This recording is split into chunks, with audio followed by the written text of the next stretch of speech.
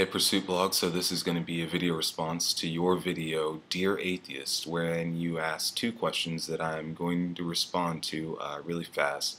The first question you asked, or kind of like a statement, you said that there is a circle of belief within Christianity that the main cause of atheism is actually the way that Christians act, which believing that is about as stupid as believing that the main cause of Christianity is the way that Muslims act, or the way that Hindus act, or the way that Odin believers act, or Zeus believers, Buddha believers, flying spaghetti monster believers, invisible pink unicorn believers.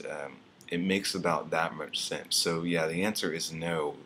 The main reasons why I'm an atheist, specifically to your God, is that there is no evidence for your God.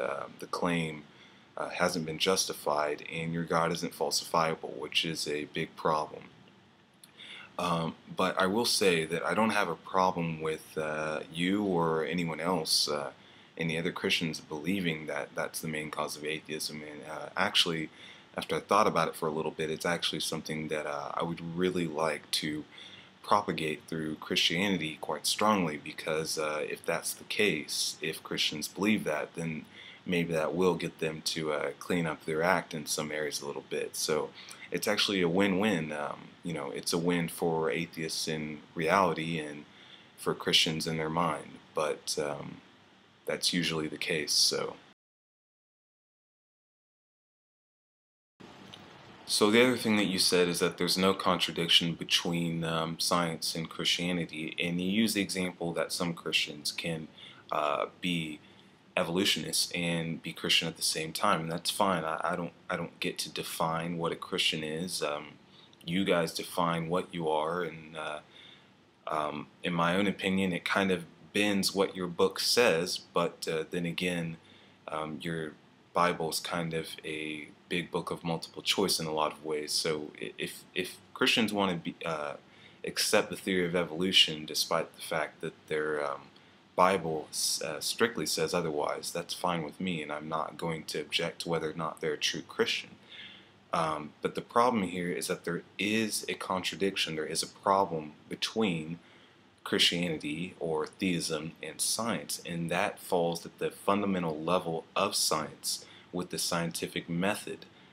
Your theism, your Christianity, doesn't make predictions that you can test and then verify.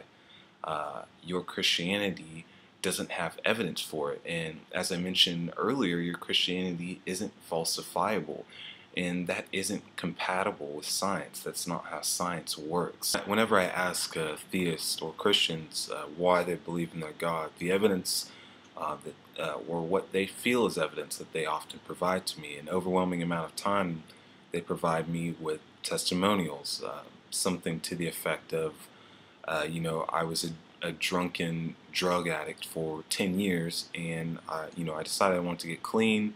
I tried for a whole 2 years to get clean, and just nothing worked. And then finally I came to Jesus, and I was clean in just a couple of months. And so they attribute the effect to a cause that has yet to be proven. And it's not.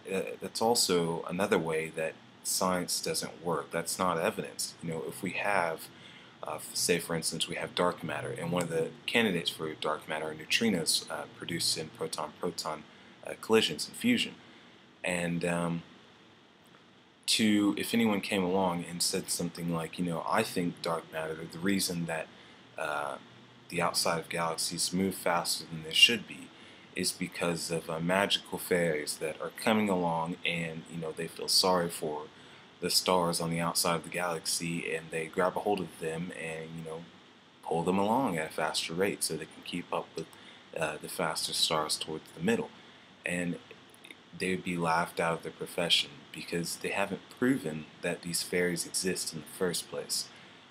So to assert or say that necessarily these fairies are causing this effect just wouldn't make any sense, and it's not scientific. So there you go, that's my answer, and I hope you guys have a good day.